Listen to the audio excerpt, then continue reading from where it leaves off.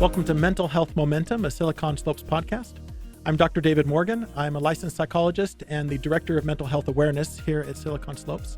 And on this podcast, we talk about mental health issues, how they affect business and other areas of life, and we talk about solutions as well. And today I have with me Michelle McCullough. Welcome, Michelle. Hi, I'm so excited to be here. Thank you for being here. Let me tell you a little bit about Michelle. She is a seasoned business leader, speaker, and high-performance strategist with a proven track record of transforming teams and organizations. As a CEO and former director of operations, Michelle has spent years helping businesses scale efficiently, develop strong leadership cultures, and drive sustainable growth. With extensive experience in training leaders at all levels, Michelle has worked with organizations across industries to optimize performance, enhance team dynamics, and foster resilience. Her groundbreaking research on stretch capacity, a leadership model designed to help individuals and teams grow without breaking, has redefined how leaders approach personal and professional development through the lens of emotional intelligence. Michelle has written 4 books, appeared on 2 TEDx stages, and made over 250 media appearances, including Fox, ABC, NBC, and CBS affiliates, where she has shared her insights on leadership, business strategy, and high performance. She's spoken for Ancestry.com, Air Force Reserve, Utah Army National Guard, Adobe, and other organizations across the country. She is on a mission to empower ambitious professionals to expand their capacity, lead with confidence, and create lasting impact in their careers and lives. And we were just talking before we started recording that she has a speaking gig right after this. She's off to speak to someone else. Mm-hmm. Yeah. Well, thank you very, very much for coming today. When we get into this, I do want to talk about that idea of stretch capacity, like bending without breaking, because I love that as that relates to resilience. Yes. And that. Well, tell me a little about yourself personally. Oh, let's see. Aside from work, which I love, I've got 2 teenagers that keep me busy and do not care about my motivational tips whatsoever. They will in about 10 years. Yeah, someday, that's what Yes. they say. Right now, I'd be happy if they just emptied the dishwasher. They're big into sports, so when I'm not working or on a plane, I spend a lot of time on the bleachers cheering them on. And I'm a Disneyland fan, so I spend a fair amount of time flying to California. Typically, other people are picking up the tab for the plane ticket, and I just spend a day with the mouse Nice. when I'm in the area. So We're the same way. We're huge Disney fans. My brother's an Imagineer for the Walt Disney Company. Wonderful. He's working in Paris right now, but he was responsible for the Tron Light Cycle Power Run in Shanghai. Cool. And so we go way too much too, but we love it. We love it so much. So tell me about your interest in mental health. This podcast is kind of focused on that, and usually that's one of the things that makes people want to come on. Yes. So my background in speaking and presenting actually started a long time ago, and I worked for a lot of different organizations, and they would bring me in and say, hey, Michelle, what can you do? Whether I was a director of operations for a short term or if I was just on the team. And so one of the struggles that we had was we could teach all of these sound principles about business. We could teach principles about productivity. And yet we found that for some people, they were able to pick them up and run with them, and others struggled. And at the core, we found that if there wasn't a base understanding of happiness and figuring out how to regulate your own emotional intelligence, it did not matter how many productivity classes we had or how much process we put in place. They really needed that baseline. And so as much as I wanted to be a productivity speaker forever, I figured out that we've got to figure out how to get people to a place that they even understand that from an emotional standpoint. Right. And so we've done a lot of work over the years about how to bring more positivity into the workforce. And while people will call it a soft skill, we can show how it improves the bottom line by helping people understand it's okay if you have a balance of emotions and you run through some different feelings. It's not about being happy all the time, but it's about how to get back to where you want to feel, regardless of what's going on. Right. That makes total sense, because I've been thinking about this quite a bit lately. It's leading the horse to water, but then if they don't drink, right? And so that's, teaching these things at an organizational level. And bringing in engaging speakers and things like that, that's wonderful. But if there's not motivation at the level of the line level employee to do something about it, then nothing happens. And so you have to kind of figure out how to transform that, how to get them invested in their own progression, their own mental health, whatever it is. And happiness is a big deal when it comes to that. And kind of at a I don't know. Are we less happy now as a people? What do you think? Well, I conducted some research last year. I commissioned a study from a research company out of Texas, and I was really interested about the state of happiness. And I thought that I would find that people weren't very happy. I feel like the study did show that the majority of Americans feel like we have a crisis of unhappiness Yeah. right now, and I feel the same way. But we had some pretty high percentages of people who were either somewhat happy or very happy. But what was interesting was that 81% of working Americans agreed that they want to be happier than they currently are. Mm. So even those who rated themselves as somewhat happy or very happy are conscious and mindful that they want to be happy. And those who were in somewhat unhappy or very unhappy really are trying to figure out how to make that work. And the minor differences are those who feels like they're in control of that and those who don't. Mm. And so it's really figuring out, how do we help this group of people that want to be happier but don't feel like they have the control to be able to shift that. Right. So that crisis of unhappiness, that is kind of the perception that people have. It's not so much a dichotomous thing that people are either happy or unhappy. Mm-hmm. It's that people want to be happier than they are. Yes. Right. And so, but that black and white thinking is really not super helpful, because if you say, I just want to be happier than where I am, that doesn't make me unhappy. I could still be at 70% of Correct. happiness, right? And I Mm-hmm. just want to be at 80%, and 70% is great. But sometimes in our rigid thinking, we just think, well, if I'm not as happy as I want to be, then I'm unhappy, Mm-hmm. or there's some Or sort there's of lack. something wrong with me. Yeah, exactly. Yes. Exactly. Helping people get that kind of nuanced style of thinking is so hard to do, Mm-hmm. because as human beings, we just want to gravitate towards the black and white all the time. So most people are happy, but they just want to be happier. Correct. Yeah. Yeah. And it's interesting to watch and see. We asked one open-ended question. And that open-ended question was, what would it take to be happier? Mm.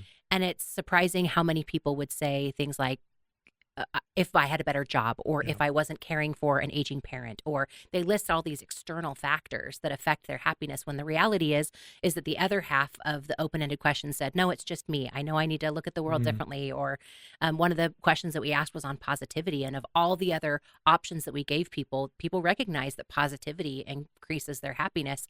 And yet it's so easy, especially with the challenges happening in our own homes and going on in our communities and even throughout the world, that we would find that we're feeling a little bit dysregulated or Mhm. unhappy, especially with those external circumstances. But that's why I feel so passionate about helping people understand that they're in control of their own Yeah. emotional wellness. Yeah, I would think there is probably some sort of correlation between the degree to which a person feels in control of their situation and their Mhm. overall level of happiness. Just because then it's empowering, right? And the bottom line is people are in control. You mentioned earlier just that idea of some people saying that they don't feel like they're in control of their situation, and that, to me, that just seems like that's not going to lead to good things. Correct. Yeah, yeah. Well, and from the time we're really little, we teach kids, you'll be happy when, even if Yeah, we don't say yeah. those words, like you'll be happy when you go to your friend's house, or when you go to school, or when you get invited to a party, or you'll be happy when you graduate from school, or when you get to go on a date or get to drive. And as much as that those are happy things, we psychologically from a very young age teach kids that it happens at the end of something, Yeah, rather yeah. than teaching them that you can be happy even if you don't get invited to the party, or even if it takes longer for you to date than someone else. And so we have to change the way that we talk about it to kids, but also how we talk about to each other, and really have more conversations about how we're finding joy despite Mhm. our circumstances. Yeah, yeah.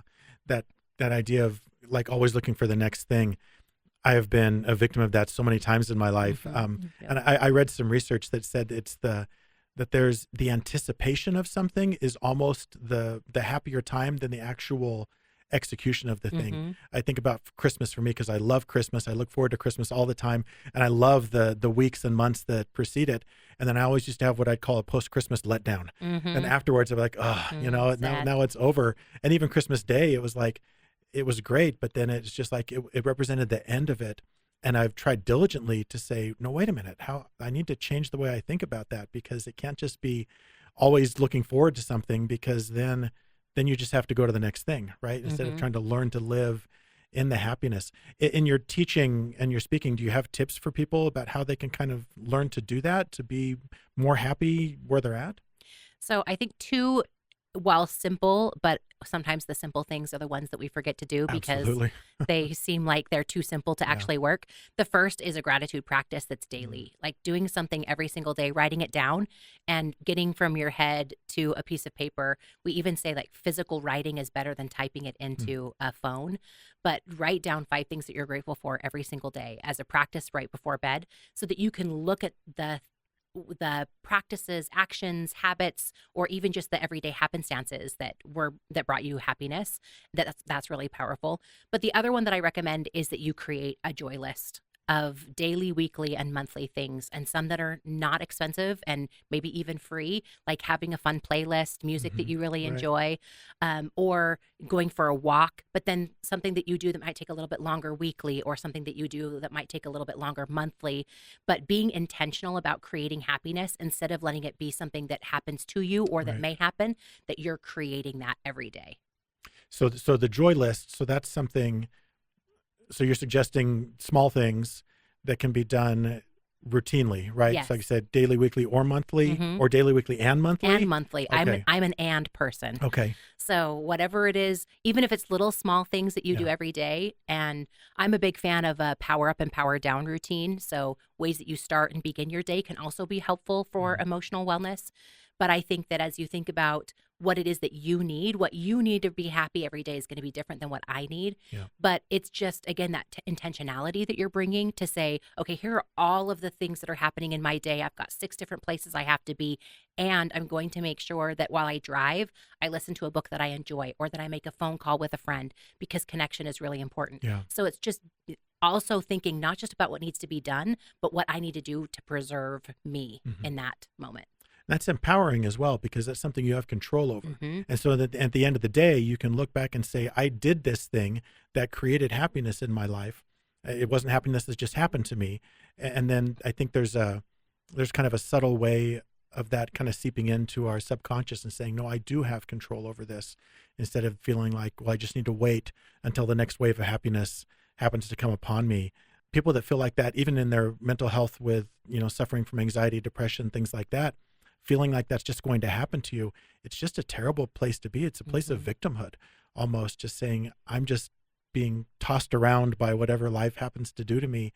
And certainly there's things that are going to happen to us that we can't control, that are going to knock us down every once in a while. But we can absolutely balance that with things that we're intentional about in our lives. Correct. Emotional intelligence is not about everything going perfect in our life. Emotional intelligence is what are we choosing to be in control of when we know circumstances are out of our control.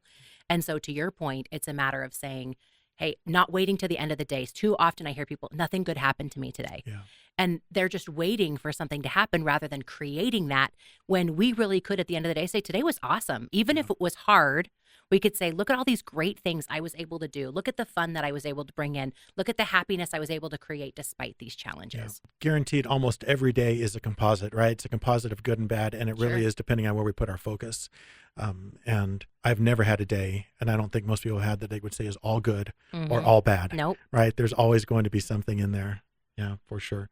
So in the work setting, how do you teach emotional intelligence there? Like and how does that, you talked about that kind of increasing productivity or bottom line for business owners. How does that work?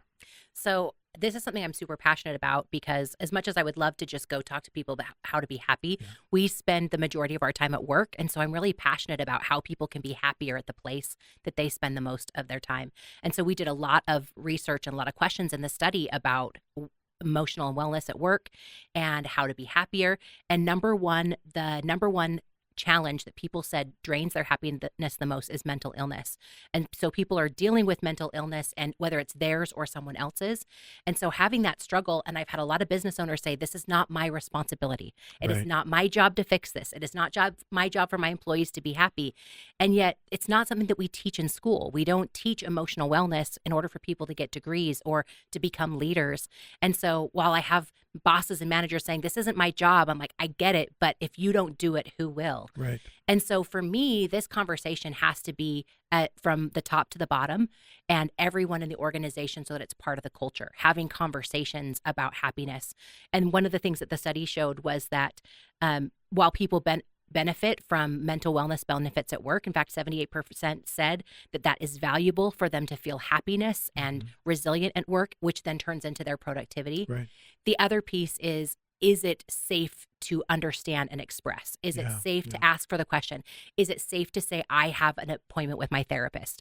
And so part of that is part of the culture. But then again, what's happening in team meetings? What's happening at annual events? How are you talking about emotional regulation so that those behavioral issues that are affecting productivity and teamwork and ability for someone to lead are all being addressed because we are talking about emotional intelligence so that people have the tools that they need because they haven't been taught them. So organizations have to kind of carry the torch now about how to teach, how to manage your own emotional wellness. Yeah. And I can get how owners and managers might say, look, that's not our job. And it might not. Technically, they're probably right, but it is absolutely impacting what's happening at work, right? I mean, if they are interested in greater productivity and lower voluntary turnover and all those things, then they really need to be thinking about this. I was reading a study by a professor out of Canada, and she was saying the study was titled Mental Health Issues at Work Are Management Problems. They were just saying it's not, we need to start thinking about this differently and expecting that workers are just going to manage this on their own and turn it around. And maybe they can, and that'd be great, but there's something that businesses can do to help with that.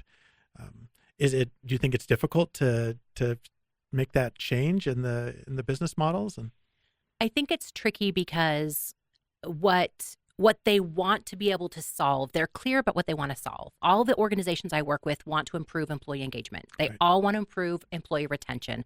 They all want to be better at recruiting top talent. And they all want productive teams that are engaged.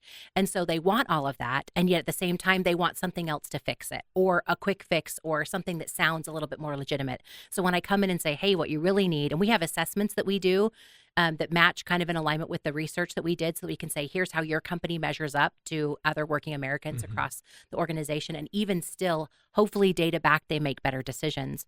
But at the end of the day, 90% of working Americans agreed that if they had greater happiness and resilience, they would be better in every workplace situation that we tested.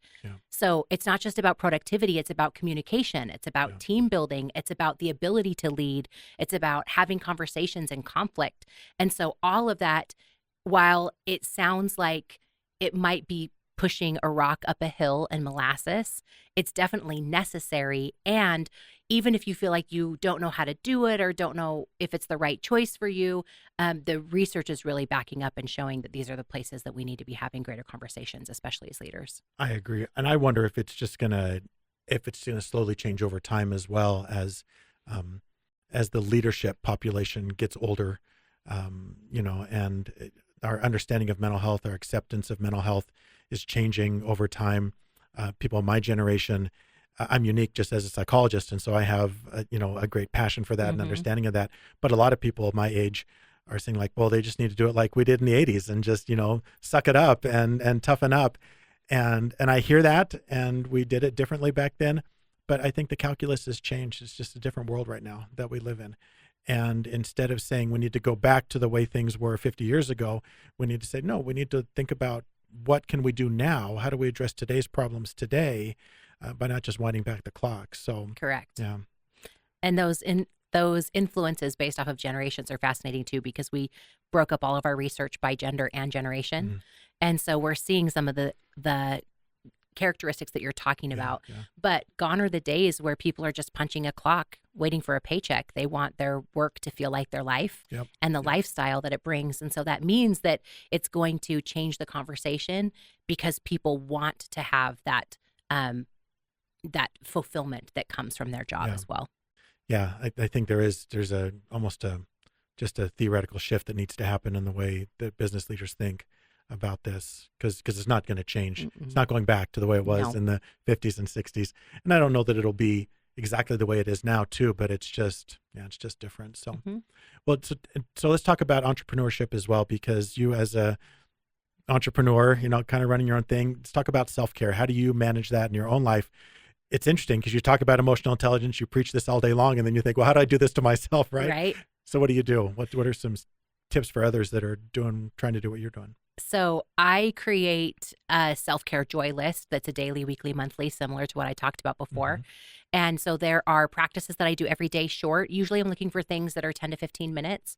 And I am pretty dedicated to those. Mm. I know what happens in my day if I don't do them. And so I block off time on my calendar. And sometimes if somebody says, "Hey, are you available?" I say, "I'm sorry, I'm not, but there's Yeah. another time that is," so that I can make sure that I'm as big of a priority as a client or a friend. And sometimes I will shift some things around, but only when I know that there's another time block I can put in. Right.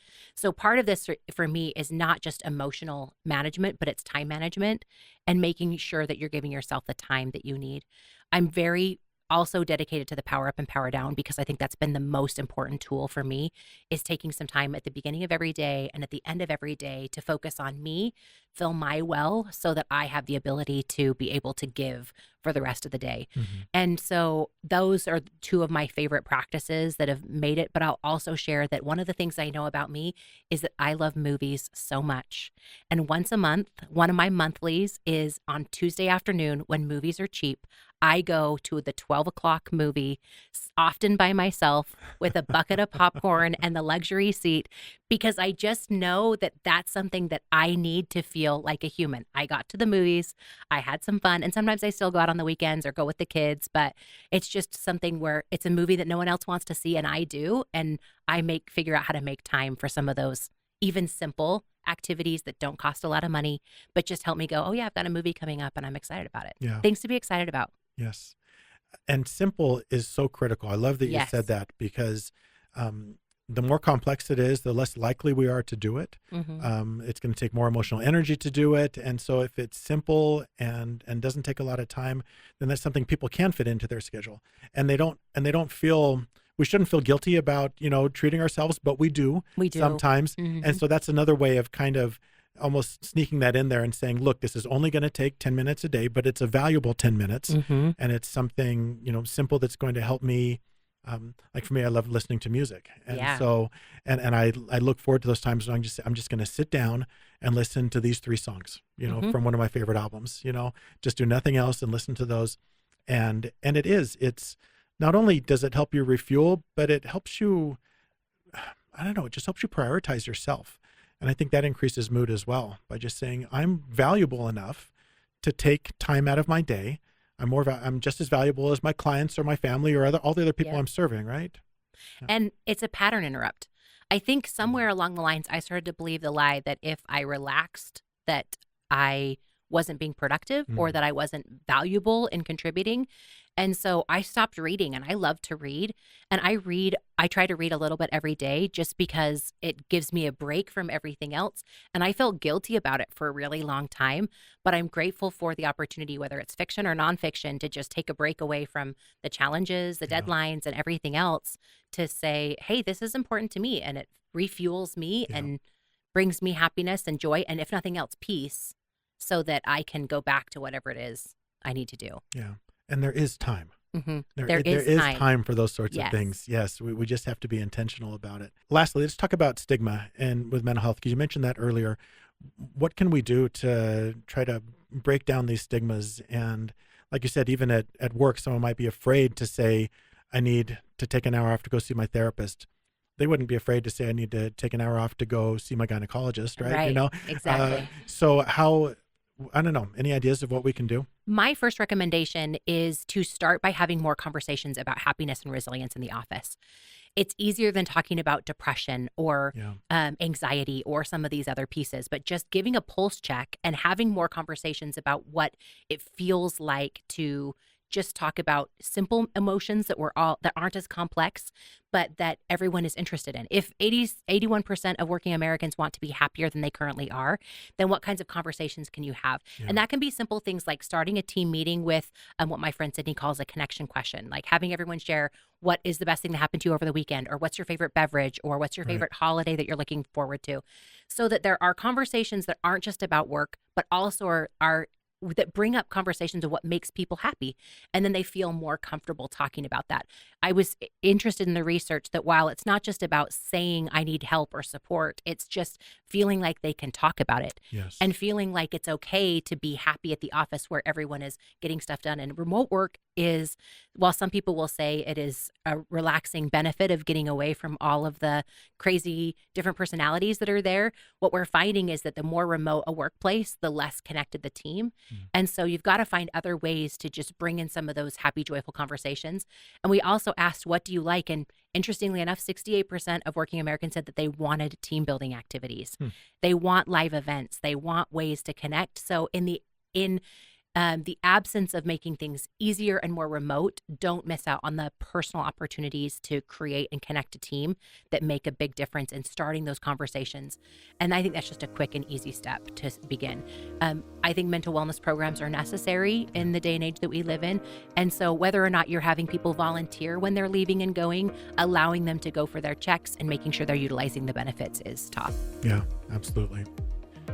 Thank you so much, Michelle, for your insights and your commitment to this as well. None of this is going to get better unless we start talking about it, like you said, and people like you who are invested in doing something about it. If people want to find you, where can they go online? You can find more at speakmichelle.com. And if you're interested in more of the research, there are 2 reports that are ready at speakmichelle.com/research. Awesome. Thanks again for coming. My pleasure. Thanks for listening today. Remember that change starts with you, and together we can increase our mental health momentum.